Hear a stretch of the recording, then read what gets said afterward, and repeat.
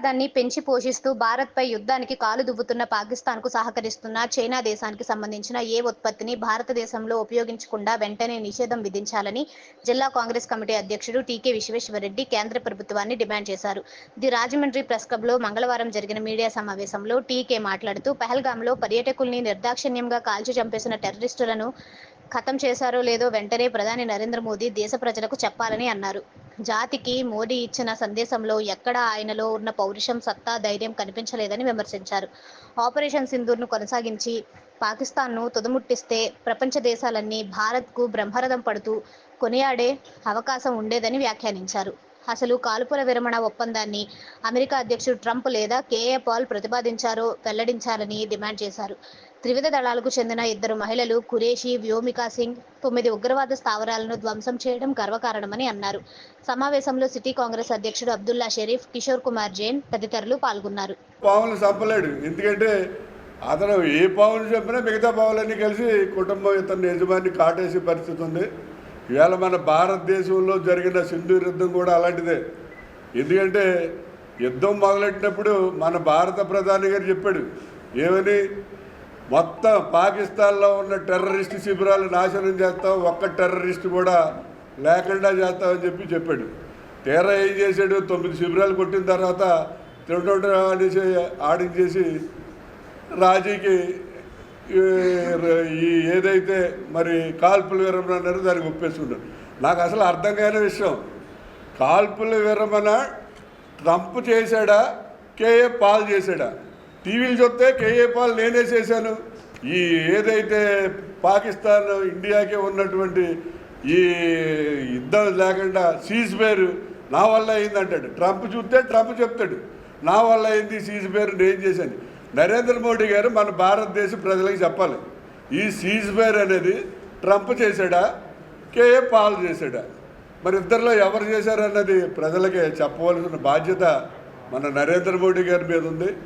ముఖ్యంగా ఏంటంటే ఏదో అయింది అయిపోయింది, పాకిస్తాన్తో రాజీ చేసుకుంటే సింధు ఒప్పందం రద్దు అని చెప్పారు. సింధు నది ఒప్పందం, ఆ రద్దుని అలా కంటిన్యూ చేస్తారా చేయరా? నెంబర్ 1. నెంబర్ 2 ఏంటంటే పాకిస్తాన్లో టెర్రరిజం అనేది లేకుండా చేస్తామని చెప్పారు.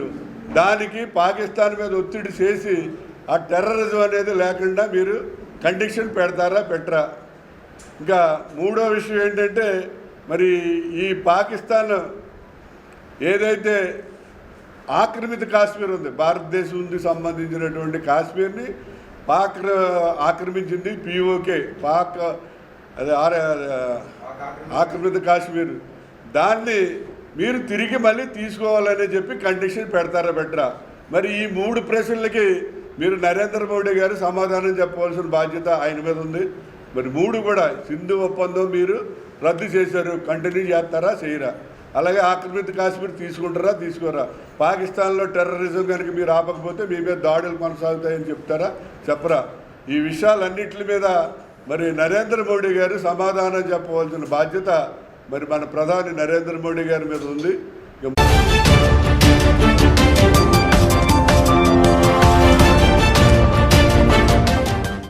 పని పాటు లేకుండా ఖాళీగా తిరుగుతున్న వారు బీసీ ప్రముఖుల విగ్రహాలకు ఆటంకాలు కల్పిస్తున్నారని తెలుగుదేశం పార్టీ బీసీ నాయకులు ఆరోపించారు.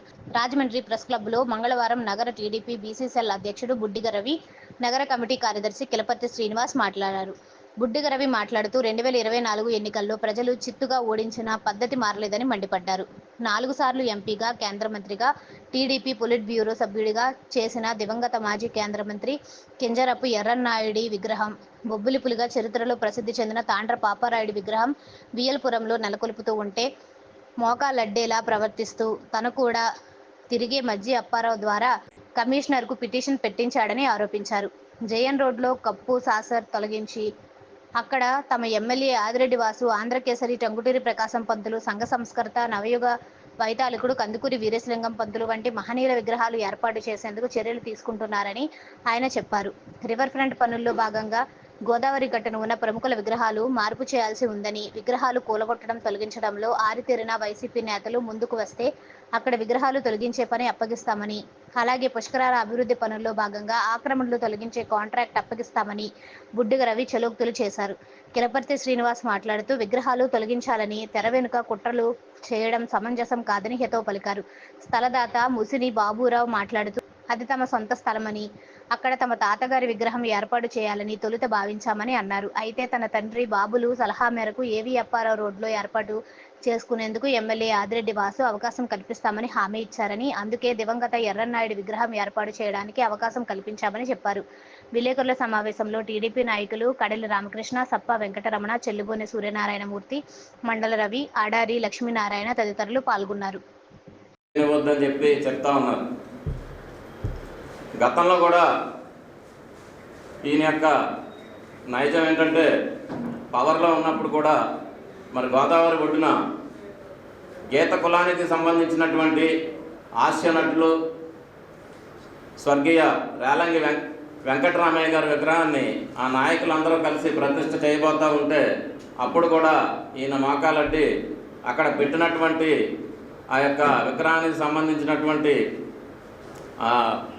అధికారంలోనికి రాగానే మన శాసనసభ్యులు ఆదిరెడ్డి వాసు గారి దగ్గరికి కమ్యూనిటీ పెద్దలు మీ మావయ్య గారు మరి ఎర్రనాయుడు గారి విగ్రహాన్ని పెట్టకపోవడం అనేది మాకు రాజమండ్రిలో చాలా లోటుగా కనపడుతుంది, మీరు వెంటనే ఆ విధంగా చర్యలు తీసుకుని త్వరలోనే ఆ విగ్రహాన్ని ఏర్పాటు చేసి మమ్మల్ని అందరినీ కూడా పిలిస్తే చాలా ఆనందిస్తామని చెప్పినప్పుడు అక్కడ ఉన్నటువంటి కొనకల నారాయణ గారు అయితేనేమి ఇంకా పెద్దలు వాళ్ళందరూ కూడా వెంటనే చప్పట్లు కొట్టి దాన్ని చేయమని చెప్పి వాళ్ళందరూ కూడా ప్రోత్సహించారు. మరి ఆ యొక్క సందర్భంలో భాగంగా మేమందరం కూడా ఒక బీసీ నాయకులుగా మేము కూడా ఎమ్మెల్యే గారిని అడగడం జరిగింది. మరి పెద్దలు మరి ఎంతో సేవను అందించినటువంటి వ్యక్తి, పార్టీకే కాదు అక్కడ ఆయా ప్రాంతాలకు చెందినటువంటి సేవలు అందించినటువంటి వ్యక్తిగా మరి ఎర్రనాయుడు గారి యొక్క విగ్రహాన్ని మీరు ఏర్పాటు చేయాలని చెప్పి మేము కూడా ఎమ్మెల్యే గారిని కోరినప్పుడు మరి స్పందించి వెంటనే అక్కడ ఒక ప్రైవేట్ స్థలంలో సోదరుడు బాబురావు తనకు సంబంధించినటువంటి స్థలంలో ఆ విగ్రహ ఏర్పాటు కోసం తను ముందుకు వచ్చి ఆ స్థలాన్ని ఇవ్వడానికి జరిగింది. అయితే ఈ యొక్క కార్యక్రమాన్ని మొదలుపెట్టిన తర్వాత మరి ఈయనకు అలవాటు కదా, వెంటనే ఒక బీసీ నాయకుడైన కూడా ఈయన దాన్ని లెటర్ పెట్టించి ఆపించే ప్రయత్నం అయితే చేస్తూ ఉన్నారు. ఇంకా చాలా విగ్రహాలు ఉన్నాయి పెట్టేవి, మీరు లెటర్లు పెట్టి ఏం చేస్తారు, వాటికి కూడా పెట్టండి. ఎన్టీ రామారావు గారి విగ్రహాలు ఉన్నాయి పెట్టాల్సినవి, అంబేద్కర్ గారి ఉన్నాయి, గతంలో కూడా ఇంకా 2 అంబేద్కర్ విగ్రహాలు పెట్టించారు వాసు గారు, జగజ్జీవన్ రామ్ గారు 2 పెట్టించారు, ఇంకా కూడా పెడతా ఉన్నారు. అలా అంతేకాదు మీరు కప్పు సాసర్ని మీరు పెట్టారు, కప్పు సాసర్ కాదు మేము అక్కడ టంగుటూరి ప్రకాశం పంతులు గారి విగ్రహాన్ని పెట్టాలనే యోచనలో ఎమ్మెల్యే గారు ఉన్నారు. అలాగే కందుకూరు వీరేశలింగం పంతులు గారికి కూడా త్వరలోనే పెట్టి ఏర్పాటు చేస్తున్నాం. ఎందుకంటే ఈ విగ్రహాలు పెట్టాలనేది దేనికంటే పాత సంస్కృతి, ఆ యొక్క నాయకులు చేసినటువంటి సేవలు ఇప్పుడు రాబోయేటటువంటి తరాలు గుర్తించి ఆ విధంగా నడుచుకోవాలనేటటువంటి మంచి దృక్పథంతో మంచి ఇదిని తీసుకురావడం కోసం ఎమ్మెల్యే గారు అలా ఆలోచన చేస్తూ ఉన్నారు. మీరు మాత్రం ఒక బీసీ ద్రోహిగా చరిత్రహీనుడిగా నిలిచిపోతారని చెప్పి సందర్భంగా తెలియజేసుకుంటూ చిన్న సలహాను కూడా ఎర్రనాయుడు గారు కానీ లేకపోతే తాండ్రబాబునాయుడు విగ్రహాలు ఆవిష్కరణ పెట్టుకొని ఈ నెల 18వ తారీఖుని కార్యక్రమం చేపట్టుకున్నాం. ఈలోపు మద్యపరాల ద్వారా ఆ విగ్రహాలు తీసేయమని కమిషనర్ గారికి లెటర్ పెట్టడం చాలా బాధాకరం.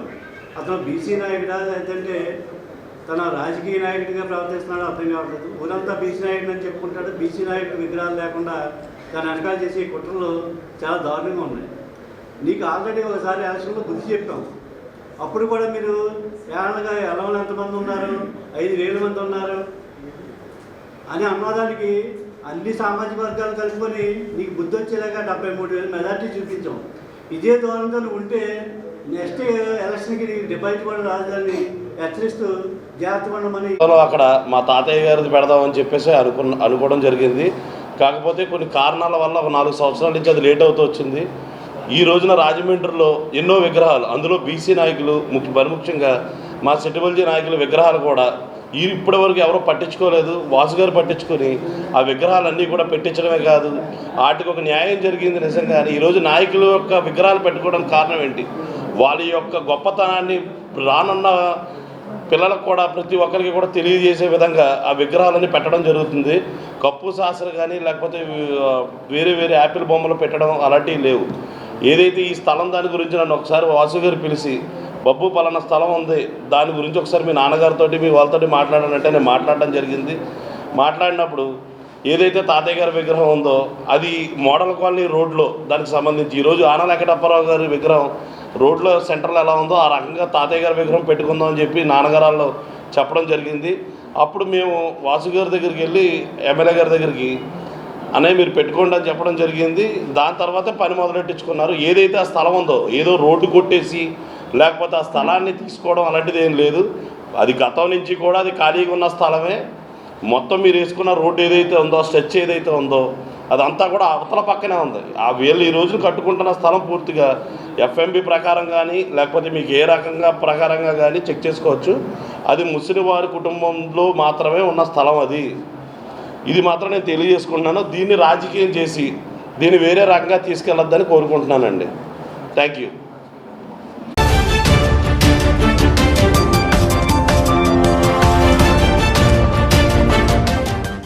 మాజీ ఎంపీ భరత్రామ్ గత 5 సంవత్సరాల్లో రాజమండ్రి నగరాన్ని ఎంతో అభివృద్ధి చేస్తే కూటమి ప్రభుత్వం వచ్చాక గడిచిన 10 నెలలుగా నగరం ఎలాంటి అభివృద్ధికి నోచుకోలేదని వైసీపీ లీగల్ సెల్ నాయకులు విమర్శించారు. స్థానిక ప్రెస్ క్లబ్లో మంగళవారం ఉదయం మీడియా సమావేశంలో వైసీపీ నాయకులు Kanuboina Sagar, YCP legal cell regional coordinator Shaik Hasan, Marthi Nageswararao మాట్లాడారు. ఎమ్మెల్యే అనుచరులు అసత్యాలతో, అభూత కల్పనలతో నగర ప్రజలను తప్పుదోవ పట్టిస్తున్నారని వారు ధ్వజమెత్తారు. త్వరలోనే భరత్రామ్ జైలుకెళ్లిపోతారన్నారహో అని చెప్పిన బీసీ నాయకులు వారం తిరక్క ముందే డీఎస్పీ దగ్గరకు వెళ్లి ఫిర్యాదు చేయడం విడ్డూరంగా ఉందని వారు ఎద్దేవా చేశారు. లేనిపోని ఆరోపణలు చేయడం మంచి పద్ధతి కాదని గ్రహించాలని కానుబోయిన సాగర్ అన్నారు.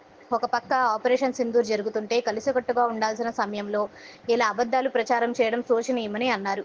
హసన్ మాట్లాడుతూ స్పా సెంటర్ల మీద విచారణ జరిపించాలని, తాము కూడా ఎస్పీకి ఫిర్యాదు చేస్తామని, గతంలో ఎన్ని స్పా సెంటర్లు ఉన్నాయి, ఇప్పుడు కొత్తగా ఎన్ని వచ్చాయి, అవి ఎలా నడుస్తున్నాయో తేల్చాలని కోరతామన్నారు.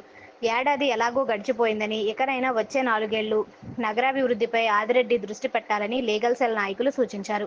ఈ సమావేశంలో ఎంఏఏ భాష, రామలింగారెడ్డి, సురేష్, నాయకులు నందం స్వామి, గారా చంటి, రేగుల శ్రీధర్, ఖాన్ తదితరులు పాల్గొన్నారు. ఆరోపణలు అన్నీ కల్పితాలు, అబద్ధాలతో కూడుకున్నవని ఇటీవలే ఇక్కడే ప్రెస్ మీట్ పెట్టిన మజ్జి రాంబాబు గారు, బుడ్డిగి రాధా గారు, చెల్లిపోయిన సూర్యనారాయణమూర్తి గారు త్వరలో మార్గాన్ని భర్త గారు జైలుకి వెళ్ళిపోతున్నారహో అంటూ అనౌన్స్మెంట్ మైకులాగా ఇక్కడ మాట్లాడి మళ్ళీ వారం తిరగక ముందే మళ్ళీ అక్కడ డిఎస్పీ గారి దగ్గరకు పోయి మళ్ళీ ఇది పరిశీలించండి అయ్యా అని అంటే దీన్ని ఎలా తీసుకోవాలి? ఆయన మొన్న కూడా మార్గాన్ని భరతరామ్ గారు చెప్పారు, వ్యక్తిగతంగా నాతో ఎవరికైనా ఉంటే నేను చూసుకుంటాను, ఈ ప్రజా సమస్యల్లో మన గురించి పడకూడదని కూడా ఆయన చెప్పారు. కాబట్టి మీరు ఏది ఉన్నా కూడా ఏ విచారణకైనా కూడా ఆయన సిద్ధపడి ఉన్నాడు. ప్రభుత్వం మీ చేతిలో ఉంది కాబట్టి మీరు హైకోర్టు న్యాయమూర్తి చేత అయినా కూడా విచారణ చేయించుకోవచ్చని కూడా ఈరోజు వైఎస్ఆర్ కాంగ్రెస్ పార్టీ తరఫున కూడా మిమ్మల్ని కోరుతున్నాం. తెలుగుదేశం పార్టీ అక్కస్తోటి జరుగుతున్నటువంటి సంబరాలను కూడా చూడడానికి వాళ్ళకి కళ్ళు మరి ఎందుకనియో తెలియదు, కానీ వెంటనే 1 గంటకి వెళ్ళి ఎస్పీ ఆఫీస్లో కంప్లైంట్ ఇవ్వడం జరిగిందండి. దానికి కంప్లైంట్ అనాలా, వినతి పత్రం అనాలా తెలియని విధంగా ఆ రోజు కంప్లైంట్ ఇవ్వడం జరిగింది. ఈరోజు స్పా సెంటర్స్ మీద దాని మీద విచారణ జరిపించమని వాళ్ళు కోరుతున్నారు. మేము ఎస్పీ గారు, మేము కూడా లీగల్ సెల్గా మేమే కోరుతున్నాం ఏంటంటే నిజంగా కూడా స్పా సెంటర్స్ మీద ఎప్పుడు ఎస్టాబ్లిష్మెంట్ రాజమండ్రిలో ఎప్పుడు నుంచి నడుస్తున్నాయి, ఇంతకుముందు మా 5 సంవత్సరాల్లో స్పా సెంటర్స్ ఉన్నప్పటికీ కూడా అప్పుడున్న పరిస్థితులు ఏంటి, ఈ 9 నెలల్లో వచ్చిన కూటమి ప్రభుత్వం వచ్చిన తర్వాత స్పా సెంటర్స్ యొక్క నడుస్తున్నవి తీరునేది. మొన్న 10 రోజుల క్రితం మీ రాజమండ్రి పత్రికలోనే వస్తే ఈ స్పా సెంటర్స్ మీద జరుగుతున్న వ్యవహారాల మీద పత్రికల్లో వచ్చిన దాని మీద భరత్ గారు స్పందించి దాని మీద ఎంక్వైరీ చేయమని కోరితే దాన్ని వీళ్ళు అక్కుసుగా తీసుకొని తిరిగి ఆయన మీద కంప్లైంట్ చేయడం ఎంతవరకు సమంజసమని చెప్పేసి మా సోదరులు తెలుగుదేశం పార్టీ లీగల్ సెల్ వాళ్ళని అడుగుతున్నాం మేము. అలాగే భరతరామ్ అంటే రాజమండ్రి అంటే భరతరామ్ అంటే రాజమండ్రికి ఒక ఐకాన్గా నిలబడ్డాడు ఆయన. రాజమండ్రిని ఒక రాష్ట్రంలోనే ఒక రోడ్ చేసిన పాపం బాగాలేదు, ఎటువంటి డెవలప్మెంట్ చేసిన పాపం లేదు. కానీ ఎంతసేపు ఎప్పుడు చూసినా ప్రతిదానికి ప్రతిస్పందన ఏంటి, భర్త గారి మీదే చేయలేరు, చేసిందని చూసి వారలేరు, అసలు డెవలప్మెంటే చేయకూడదు. ఆ రోజు భరతరామ్ గారు వేస్తారు, ఫ్లైఓవర్ కట్టించారు సెంట్రల్ గవర్నమెంట్ ఒప్పించి. ఈ రోజు పక్కనుండే సర్వీస్ రోడ్లు డెవలప్ చేయలేదు ప్రభుత్వం ప్రభుత్వమా ఏమీ అర్థం కావలేదు. ఎంతసేపు మాత్రం అసలు మీడియాని ఒక విధంగా ఎలా చేస్తున్నారంటే ప్రెస్ పెట్టేయడం ఏదో నోటి నుంచి మాట్లాడటం. దమ్ముంటే ఇప్పటికైనా సరే మీరు చేసిన డెవలప్మెంట్ చూపించండి, మేము చేసిన డెవలప్మెంట్ చూపిస్తాం. భద్రం గారు ఏం చేశారు రాజమండ్రిలో, ఎక్కడెక్కడి నుంచి ఎక్కడ డెవలప్ చేశారు, అసలు రాజమండ్రి రూపురేఖలు మార్చింది ఎవరు? భద్రం గారు. ఆయన చేసిందని చూపిస్తాం. దమ్ముంటే ఇప్పటికైనా సరే మీరు ఎక్కడ డెవలప్మెంట్ చేశారో చూపించండి. అది లేదు మీకు. ఎంతసేపు విమర్శించడం తప్పించి ఇంకా అంతకుముందు లేదు. ఇంకా అందుకే ఇంకో బ్రదరు మా బ్రదరు రాజేంద్ర ప్రసాద్ ఉన్నాడు. ఆయన పాత సార్ రాజేంద్ర ప్రసాద్. ఆయన పోయినసారి ఆయన పీపీగా చేశారు. మళ్ళీ ఇప్పుడు కూడా ప్రెస్ మీట్ మాట్లాడికి పెట్టినట్టయితే ఆ ప్రెస్ మీట్ ఏదో మాట్లాడితే మళ్ళీ పీపీ ఇస్తారేమో ఆలోచనతో తన ప్రయత్నం తను చేస్తున్నాడు. కానీ ఒకటి రాజమండ్రి దిశానిర్దేశం చేసింది ఒక భరతరామ్ గారు. ఏ విధంగా డెవలప్ చేయాలి, సిటీని చూడడానికి పండగ పూట వచ్చినప్పుడు కూడా రాజమండ్రి ఎంత బాగా డెవలప్మెంట్ అయ్యిందని చెప్పేసి ఊరు చుట్టుపక్కల నుంచి వచ్చిన ప్రజలు చెప్పేవారు.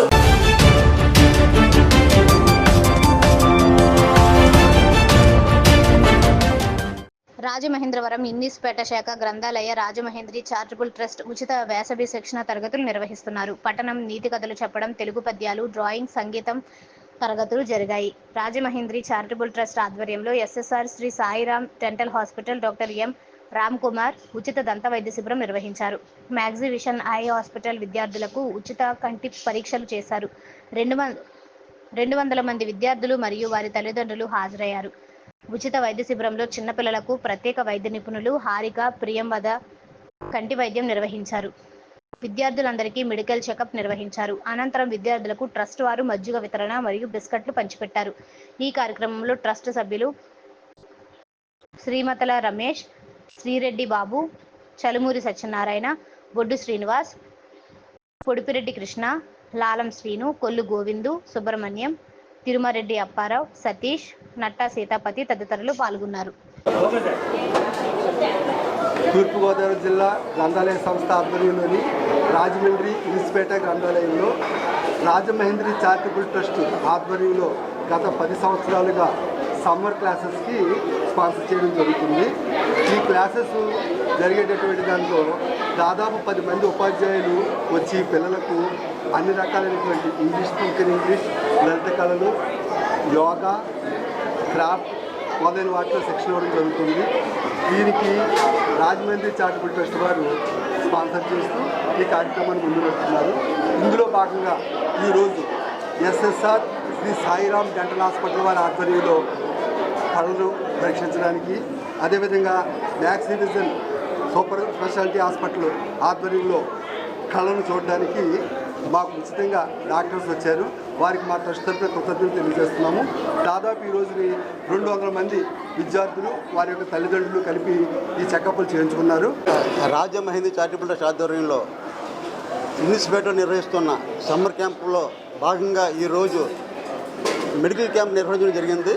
ఈరోజు సుమారు 120 మంది విద్యార్థులు, వాళ్ళ పేరెంట్స్ ఒక 80 మంది కలిపి 200 మందికి ఇవాళ వైద్య శిబిరంలో వైద్య సేవలు అందించే వాళ్ళకి ఈరోజు మ్యాక్సీ విజన్ ఐ కేర్ వాళ్ళు మరియు శ్రీ సాయిరామ్ డెంటల్ స్పెషాలిటీస్ వారు ఇద్దరు హాస్పిటల్స్ తరపున డాక్టర్లు మాకు సహకరించి ఈరోజు కార్యక్రమాన్ని దిగ్విజయంగా చేయగలిగారు. వారికి మా ప్రత్యేక ధన్యవాదాలు. ఈరోజు పిల్లలను ప్రోత్సహిస్తూ పంపించిన పేరెంట్స్ కూడా మా ధన్యవాదాలు. ఈ కార్యక్రమాన్ని సహకరిస్తున్న మా ట్రస్ట్ మెంబర్స్కి, వారి కుటుంబ సభ్యులకి, టీచర్స్కి మరియు విద్యార్థులకి అందరికీ మా ప్రత్యేక ధన్యవాదాలు.